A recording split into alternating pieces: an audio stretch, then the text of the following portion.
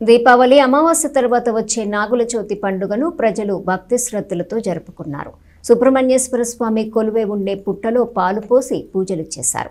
సంగం జాగర్లమూడి సంగమేశ్వర స్వామి వారి దేవాలయంలో పుట్ట వద్ద భక్తులు పూజలు చేశారు.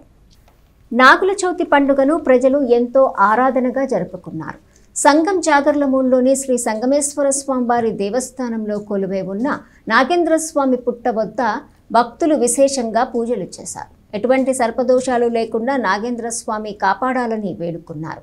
తదనంతరం శ్రీ సుబ్రహ్మణ్యేశ్వర స్వామి వారిని, ఈశ్వరుణ్ణి, అమ్మవారిని దర్శించుకుని ఆశీస్సులు తీసుకున్నారు.